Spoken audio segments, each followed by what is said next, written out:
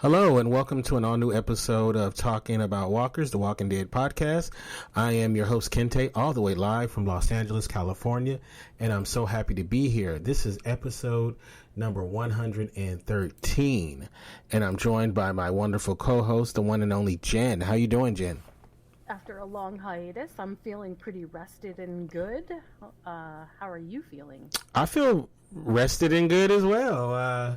Went off on a vacation and had a good time? Yeah. I was gone quite a while, and I'm glad to be here. Hopefully, there might be a little feedback. Sorry about that. Had to cut it off before it happened. What? But yeah, I'm happy. I'm happy to be here, and looking forward to talking some Walking Dead. All right, so real truth time. Did you actually watch The Walking Dead while you were on vacation, or did you save it all up and come back to it? I saved it all up and came back. I didn't get a chance to. I attempted because I was actually in Walking Dead home country in Atlanta. Ooh, so yeah. I wanted to, but just never got around to it. So I know I suck as a human being. I wouldn't say that you suck. I would say you put your priorities in the right place, because although these last couple of episodes of The Walking Dead have been amazing, I think that we can sort of pull them all together and make perfect sense out of them. I agree. And I feel like maybe we should focus on the newest episode, but then we can, go back, reach back and talk about the previous ones before that. This episode was called Bonds.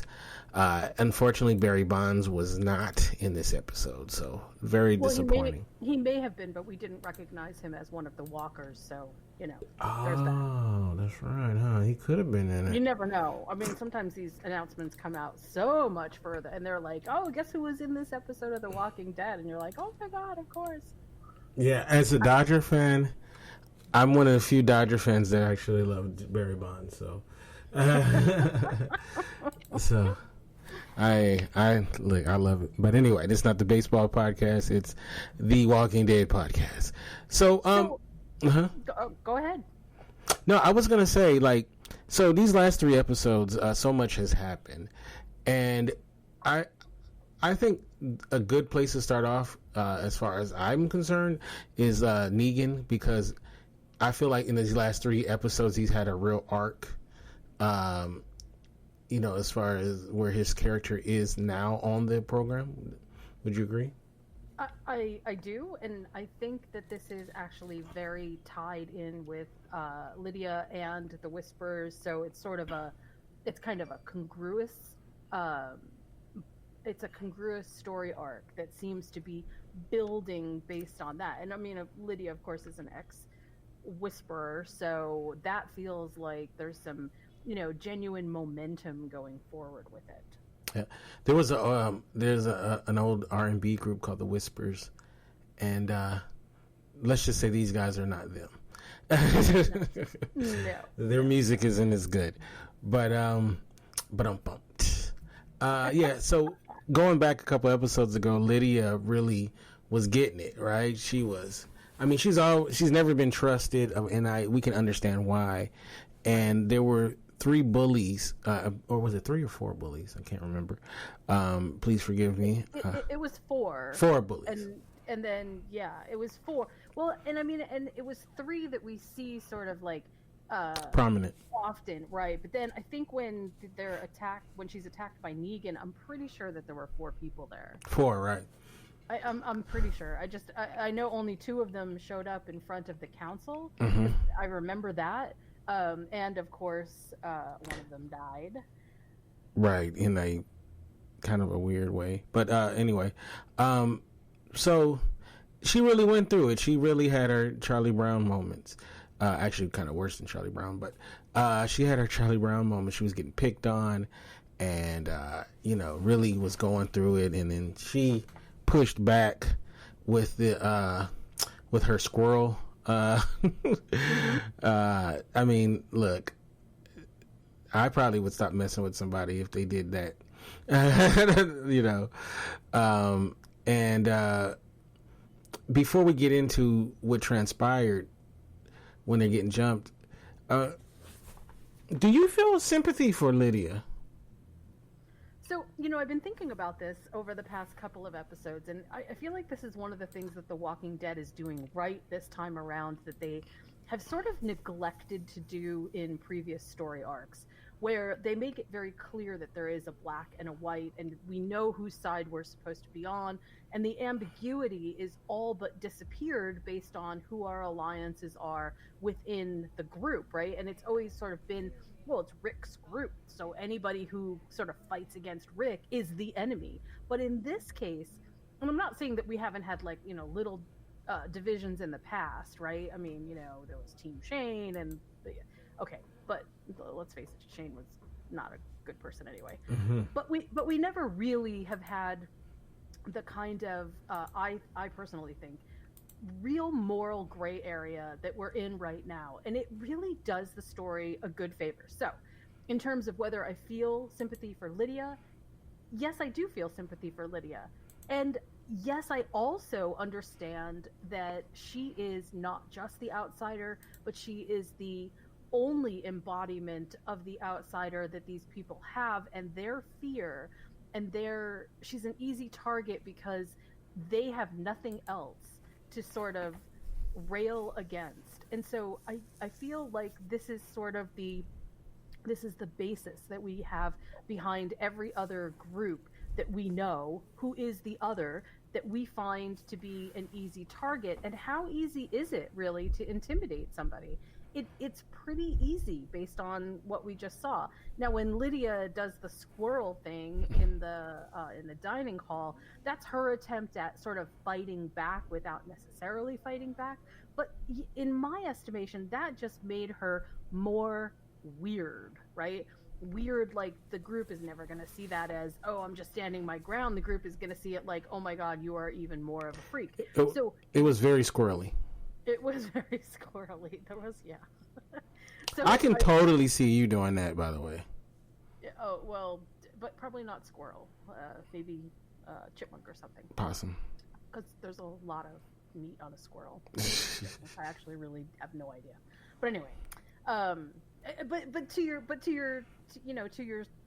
sort of point, sort of. I mean, I actually could put myself in that position because I have oftentimes been the outsider, just in terms of being team geek, team dork. I was on a debate club. Oh my God, I got mocked and heckled for that.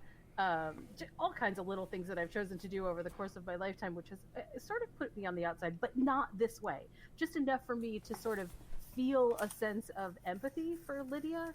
But I also recognize that Lydia is just the embodiment of what they're all afraid of. So I can't actually say that from inside Alexandria, it's like, oh, well, they should all just whip into shape and nobody should be suspicious of her. I feel like that ambiguity is actually, that gray area is actually really good for the story. So there you go.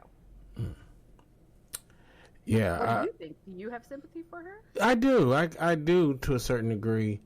I do have sympathy for her. Not 100% sympathy, but I do have some slight sympathy for her because I feel like, she couldn't help who she was born to. Right. And so a lot of the things are really not her fault. But I also, I don't know, I just think of how much was lost because of her. No fault to her in a lot of ways. But yeah, a lot of lives were lost because of her. A lot of people were put in bad situations because of her very existence. And I think that they very succinctly say that in the last episode, where they say, look, my friends were on pikes because of you. And that's not a false statement, right? There is truth to that. It's how we decide to punish people for being a part of a group, whether it was intentional or not. It really is kind of a good exercise in our own thinking. And certainly Michonne sort of struggles with this because, you know, Michonne, I think rightly so, is looking at this completely differently because Michonne is looking at this like, look, I have a strong sense that Alpha hasn't completely lost all of her feelings for Lydia, and we know from scenes within the Whisperers that's true. And Michonne believes that if they do something that ostracizes Lydia to the point where she's gone, that would decrease any amount of leverage that they have, that the group has, that Alexandria has, that the communities have with the Whisperers. And I feel like that's sort of the other, not side, but the other piece to this, which is the more strategic piece. So we have all these different people reacting to what it's like to be the outsider. We've got Negan, who has his own issue with being the outsider. We have the group, by and large, that is Alexandria, that, you know, oh, not really sure about this. And I would even put into that group Daryl, because I don't think he knows exactly how to proceed forward with this either. And then we have the Michonne part, and the Michonne part is a lot more calculated, and the other pieces are a lot more emotional, right? Does that make sense? No, it makes perfect sense. It makes perfect sense. And the idea of going back to we initially started talking about the connection between Lydia and Negan in his arc. Negan and Lydia definitely has a lot in common. Now, Negan has a much more darker past than even Lydia, and especially with the group. But you can see why there would be some of Friction. them coming together, you know? Well, oh yeah, I thought you were talking about friction between the group. And also, I think this is a really good time to point out that The Walking Dead has never really been the show that tackles redemption very well. Redemption is either you die and, you know, it's sort of for the betterment of all, or redemption is something grander, you know, on a huge scale. And what we see here is people who are really trying to reconcile both with their own past, intentional or non-intentional, intentional via Negan, unintentional via Lydia, and how other people or how the group itself in such a vacuum responds to that. Because, you know, there is individual accountability, there is sort of this sense of, you know, hey, if you're a danger to us all, then why are you here? I mean, we have, you know, so few resources. Why are we wasting them on a person who is going to possibly bring down even more on us? You know, all these questions are really good questions. And not since the governor storyline have I seen sort of this really subtle nuance to the idea that, hey, you know what, there's a whole lot more to right and wrong than just the big blocks of black and white. Right. No, I agree. Yeah, and that's one of the joys of this season so far, I think. Agreed. I mean, I feel like they've really come they've come to a maturity point in the storytelling this season. And you know, we know that they have new writers. We know that there's a lot of new stuff behind the scenes this season. And I realize that a lot of people have sort of given up on The Walking Dead and they've walked away from it and stuff. But I honestly think that this season is probably one of the better seasons of all of them. Not the best, but of them. Because the story has matured to the point where it's not... I felt like after Rick left that it was gonna be just the same old. And for a little while, it kind of was.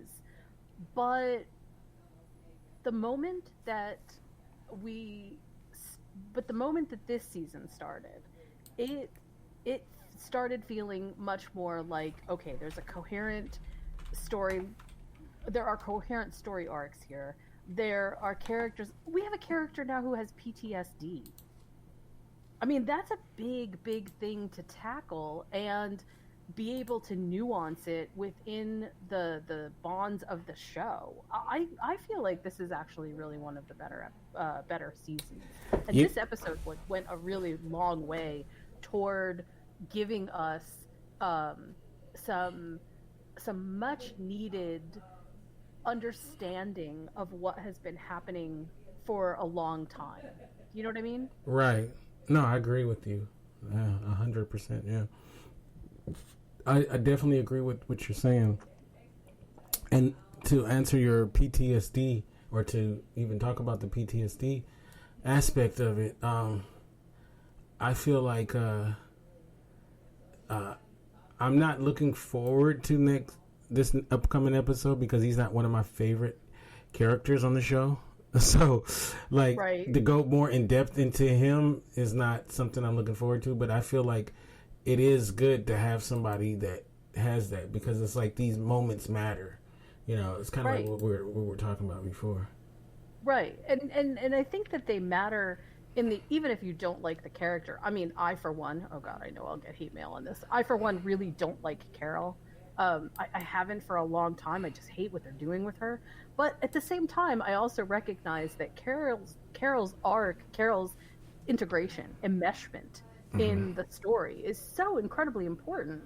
And it means something because, one, she's a very long time character, and two, because her relationship with other characters spins other nuanced stories. And that is, we saw that with the king. Right. We saw that with Ezekiel. And I feel like these moments are so important to pay attention to, because story-wise, they really do matter. And they matter in a good way, not just in a superfluous, oh, did you see what happened with this walker death? Or, you know, I mean, like, the sensationalism has become a little bit more about the characters and less about the apocalypse, right? I mean, the apocalypse affects everybody, but I, for one, really like the attention that we're giving to these characters in a way that we haven't really seen too much of before. You know, little bits here and there. Right. I know. I agree. I definitely agree. So let's talk about Negan and his arc over these last 3 episodes. You know, we went from, you know, like, okay, are we supposed to? Let me start off here. Are we supposed to believe that he's changed? I don't know. Yes. No, actually, I think I can know. Yes. The answer is yes. We are supposed to believe he's changed. Okay. Do you believe it? Yes. I absolutely believe it. So he's a different cat now. Intrinsically, I think, you know, Negan feels like the classic character who's gone through some redemption. Which is not to say that he hasn't. There's no scale, right? There's no justice scale that would balance what Negan did for the death of Carl, indirectly, for the death of Glenn, for the death of, you know, countless others. There's no scale that will balance that. So we can start off with that. On the other hand, though, I sort of feel like the way that we know that Negan has changed is by what he did with, oh my gosh, my brain is going in a different direction, but the kid that was with him. Right. What was his name? I know what you're talking about, yeah. Okay. And he went along with it for, you know, a while, you know, sort of dealt with it. But the moment that kid killed the mom and the boy, that was too much. That was the line. It was the bridge too far. And Negan, if this had been old Negan, then he would have embraced it. Right. But it wasn't old Negan. It was definitely a different Negan. And that was his line. His line in the sand was, no. I taught this kid something. I have an investment in people now. This can't stand. Dude. But also, that guy was annoying as hell.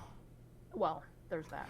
He was annoying as hell, but I don't feel like anybody in Negan's group was less annoying than he was in their own right. I mean, the whole I am Negan crap was ridiculous. I like that. I might do that. I am Kinte.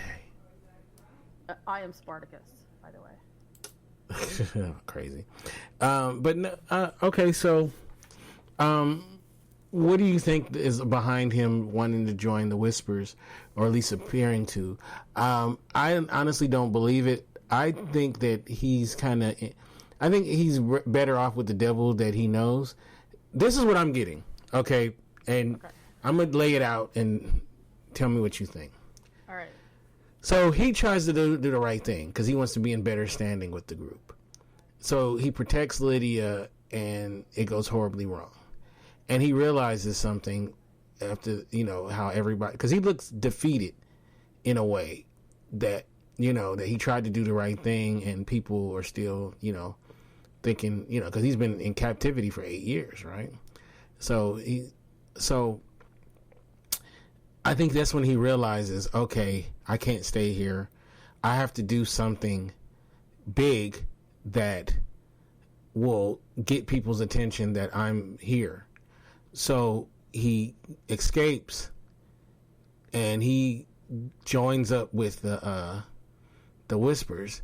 And my take is that he's gonna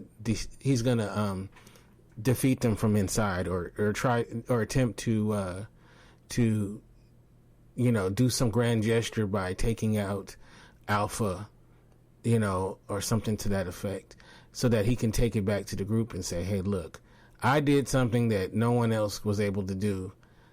I took out Alpha, and I think this is his grand gesture to change the way that he's viewed within the group. Am I crazy? Well, let me ask you a question, though, about that.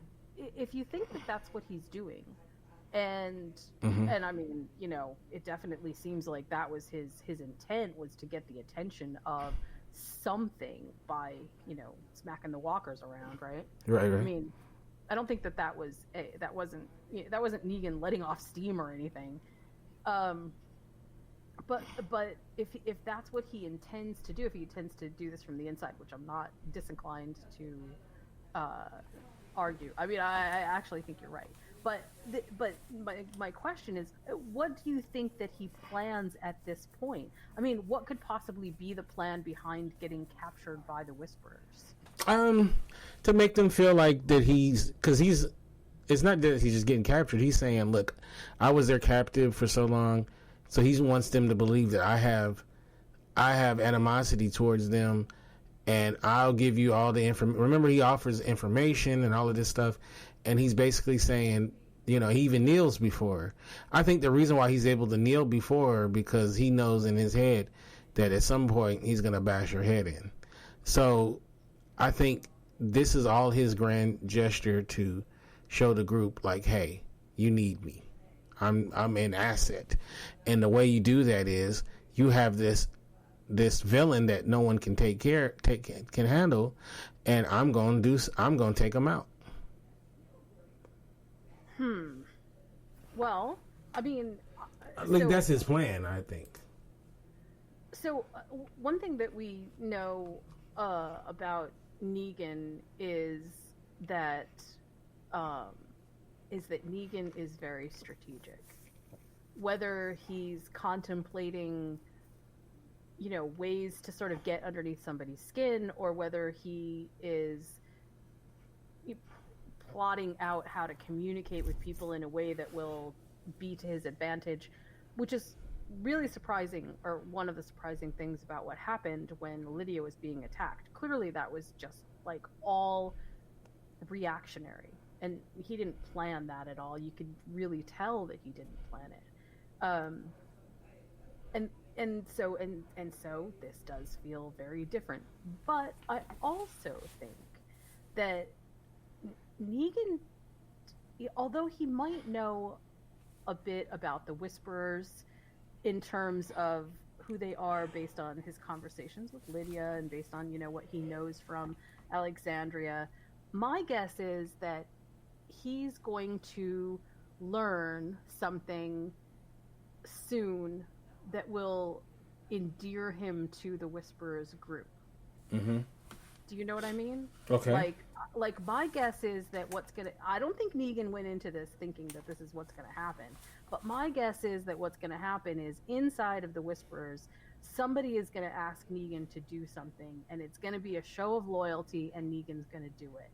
And that's gonna be what sort of gets him into whatever the good graces are. But you're talking about with the Whispers, though. With the Whisperers, right. Right, but I honestly think that he wants to show with the our group. I don't think he wants to be a Whisperer. No, I don't think he wants to be a Whisperer either. I think we can look back on a lot of his contempt for the Walkers. He does not embody the Whisperer mentality. Negan doesn't believe that this is the end of the world. He doesn't believe. Well, I shouldn't say the end of the world. Negan doesn't believe the Walkers are the beginning of the new world. He wouldn't be in Alexandria if that was true. He would have left by now. Is Beta the baddest guy on the show as far as the strongest adversary? So, just as a side note, close your ears if you don't want to know what happens in the comics or whatever. But Beta is actually killed by Negan in the comics. Right. And Alpha, he kills Alpha too, right?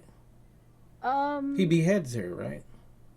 Yeah, is that right? I think that's actually right. Yeah, I'm pretty sure.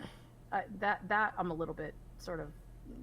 I wasn't gonna go there, but because I think this is important because. Well, no, I mean it's but I didn't want to go there because it is very. I think that's where they're going, and I don't.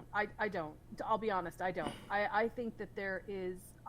I don't think that Negan alone is the one that's going to make this work.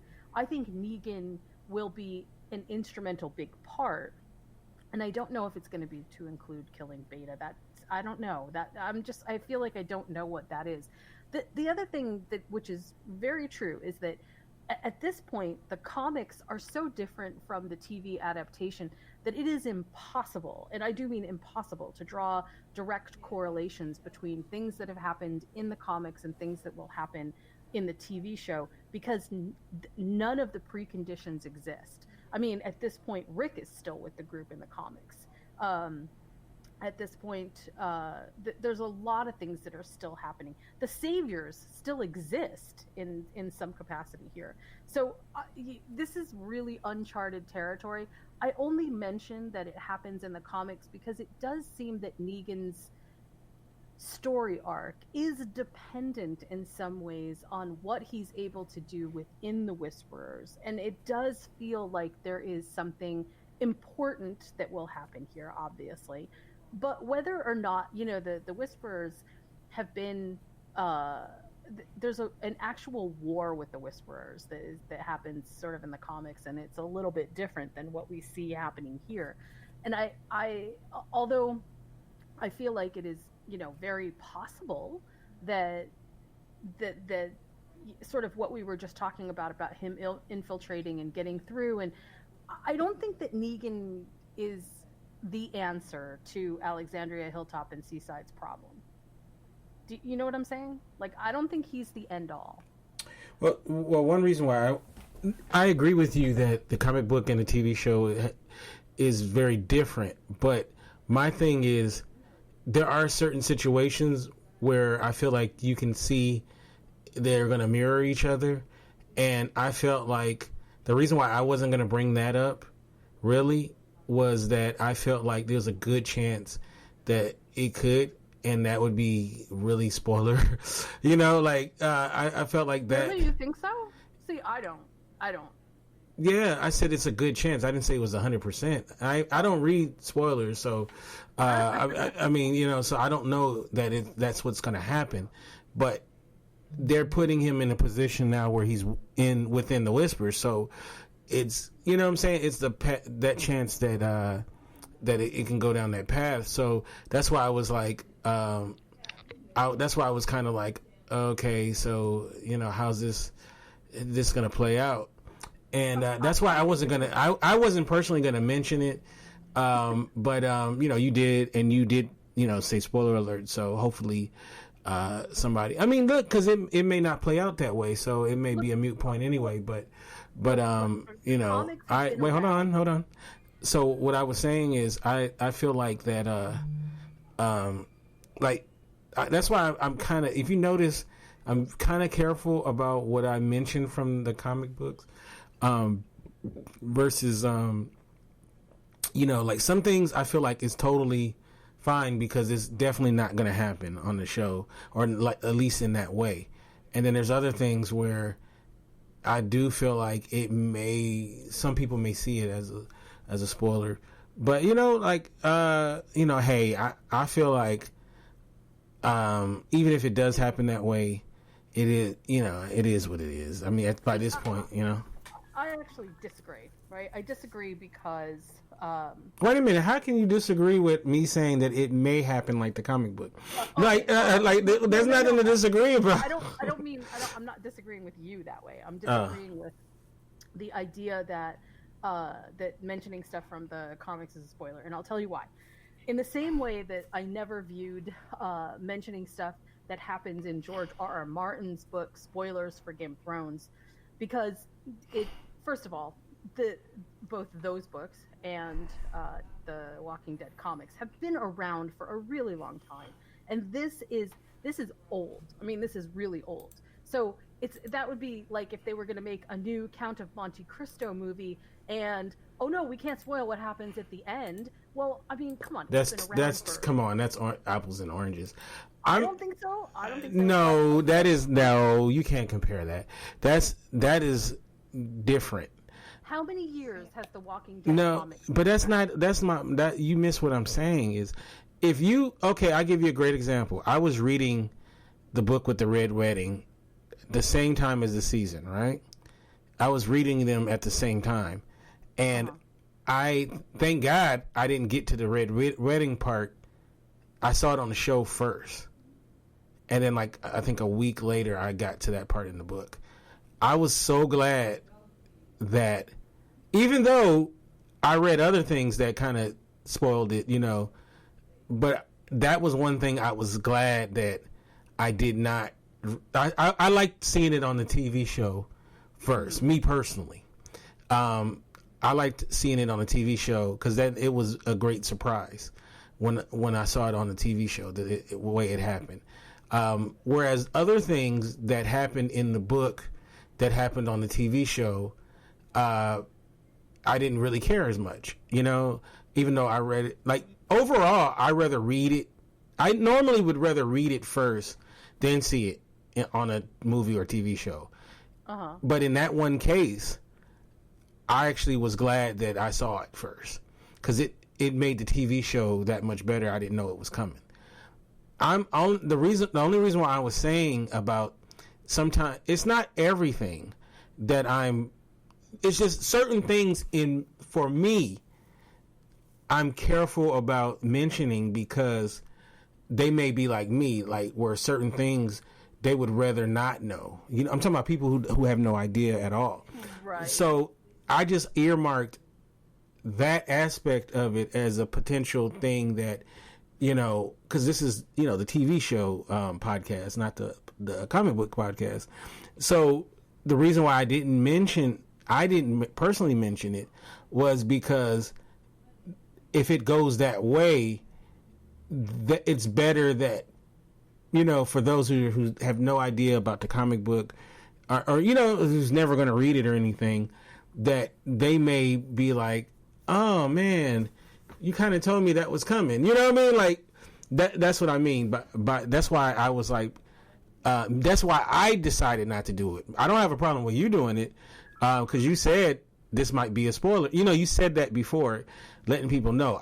I was just saying I was never going to say it for that reason, But it may, like you said, it may not even play out that way, or it may kind of, because sometimes they do this. where it will partially be like the comic book, and they'll change some aspects so it won't be just doing that. So, and so I kind of always felt like that even leading up to these 3 episodes, that's probably where they were going with it. That's what it looks like to me. Now it may not be 100% like the comic book, but I feel like it'll be enough to where you can draw a parallel. But like I agree with you. The comic books came out. I forgot when this particular issue came out. It had to be a couple of years ago. Yeah. Yeah. I mean, it's not as okay. So in the first season and and that material, the time in between was way greater, right? Well, that's true.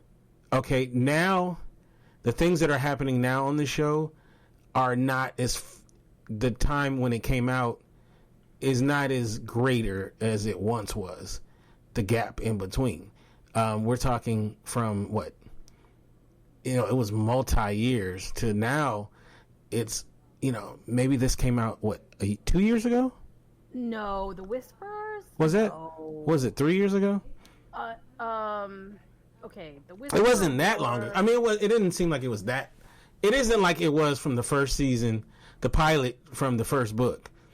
That time was way greater than it is now. Okay, The Whisperer War is issues 157 through 162, and we are, I think, currently at 192, so it would have been published in 2017. Yeah, that's 2 years ago. Yeah, almost 3. We're because it's I'm pretty sure it's the beginning actually of. I remember getting really excited about this. Yeah, but I'm just saying but you just made my point. The time in between isn't as great as it once was. So it's the point I'm making is that you can't spoil something that you don't know the result of.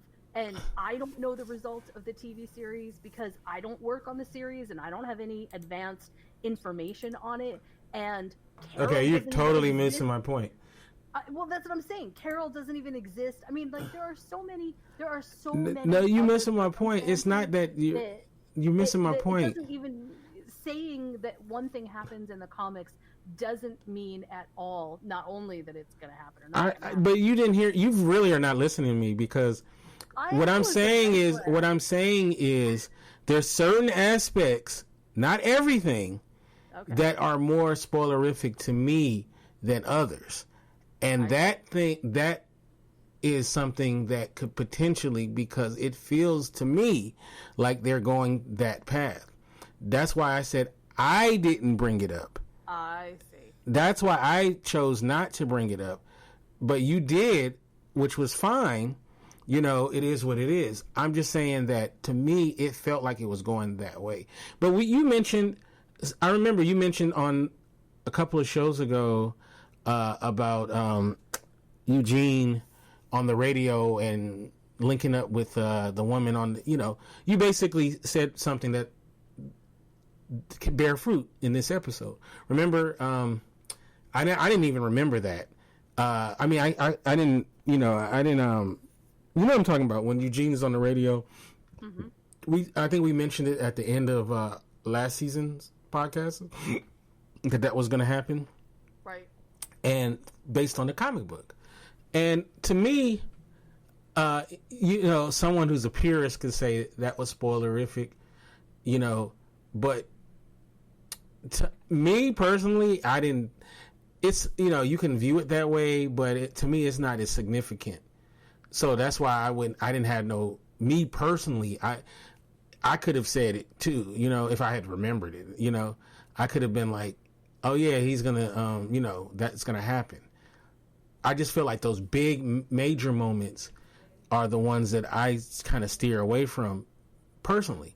But if you bring it up, then we can talk about it, I'll let you use, you know what I'm saying? If you're bringing it up, then I'm like, well, we might, and you said spoiler alert. I'm just saying I don't, you know. Right. But Right. you know, And I'll let you be the bad person. And I'm, you know what, I'm totally willing to take that heat because personally I think that if you do an adaptation that it is almost beholden upon the people who are discussing the adaptation to compare and contrast what is happening in whatever is going on. I mean, I feel the same way about his Dark Materials, and I absolutely positively know exactly what happens in his Dark Materials, and I see where things are digressing, and I see where things are moving in similar lines. The Walking Dead has been on the air now for so long that to not use the source material that's available to me is to do a disservice. Well, I mean, but you got to use it in a certain way, though. I feel like.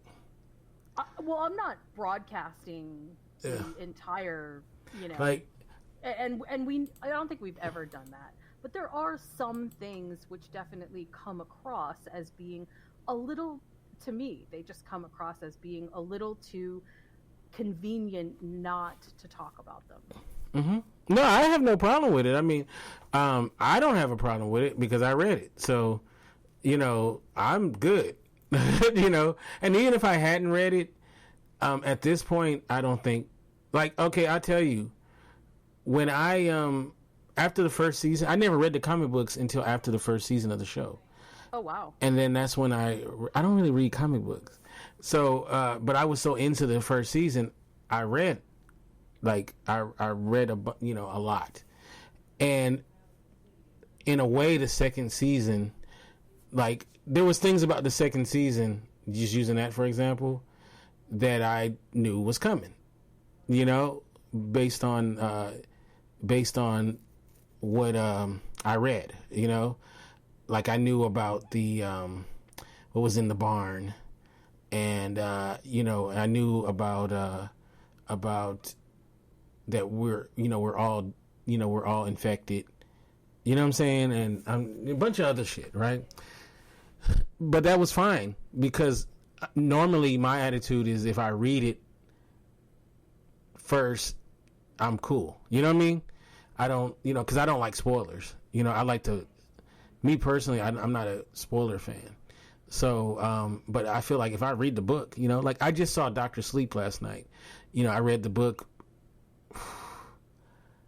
I read the book some years back, like maybe a year after it came out. So like, it's been a while now, you know, and like I probably need to read it again because so after I see the movie, even though a lot is different than the book and the movie, it did jog my memory back after having read that book. So, but that's fine because you know that's what it is. So, all right, so moving on, what are some last points you want to make before we close this particular episode out? Uh-oh, did we lose you, Jen? Sorry. Okay. My my mic was on mute by accident. Okay, so the whole, I feel like we've sort of lost the whole reason that I even brought that up in the first place, and I think that it's important to go back to this, right?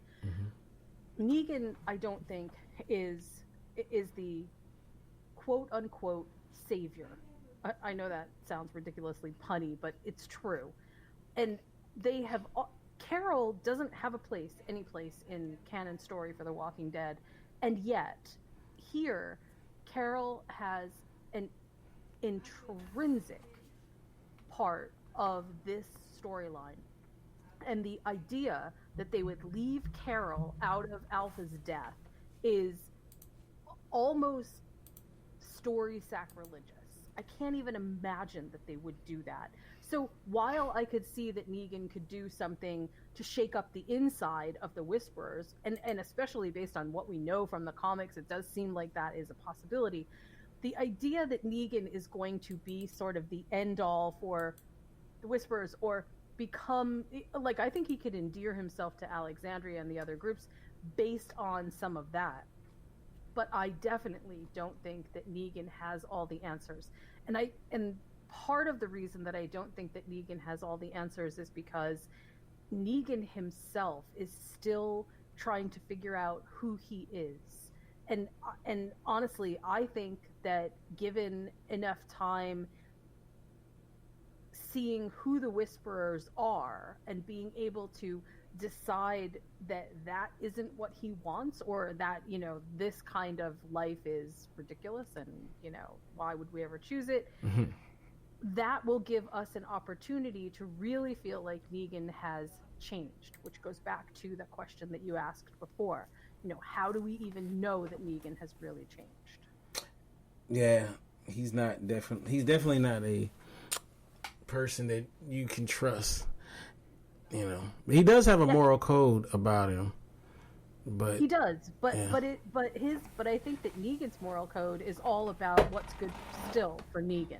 And I'm not saying that he can't generate a sense of belonging to the wider group, and he certainly was acting very unselfishly when it came to Lydia, but maybe not. You know, Lydia is the only person that really stops and talks to him. Lydia is the only person that he's sort of been able to form a bond with that isn't sort of Stockholm syndrome like Gabriel. And I honestly, I do feel like that might be part of it. So being in a group that requires you to strip all ego because there, you know, we don't have names here, when everything to Negan was name, I am Negan, and now you're in the Whisperers and nobody has a name.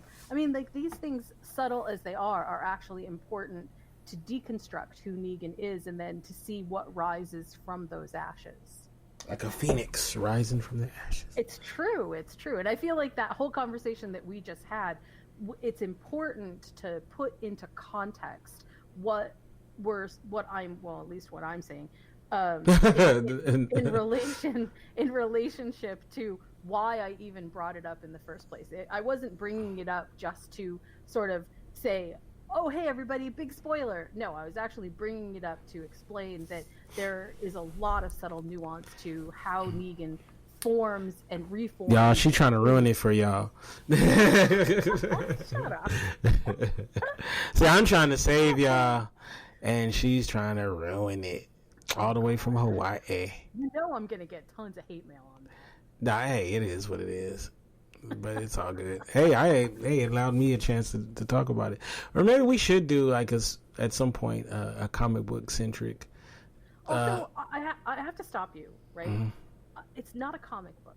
It's a graphic novel. Oh, Jesus. You sound like a nerd now. Sound like a freaking nerd. Not a comic book. It's a graphic novel. Like, okay. Sorry. Comic books are different, okay? Sorry, Let me push my nerd. glasses up on my face here. But yeah, my bad. All right, how can people get you on social media and all that? You can find me on Twitter at followingbliss1, and you can find my websites at moviesmakemekneel.com and criticallaughs.com. And you can get me at Kinte F on Twitter, Kinte Ferguson on Instagram, and then, of course, the website is indieradio.org. And we'll be back Sunday. Hopefully we can do this Sunday night for the newest episode. Yeah, and next week, let's definitely talk about Daryl and Carol, because I got a lot to say about them. Yes, besides their name rhyming. Besides their name rhyming, it's true. They also don't like green eggs and ham, but okay.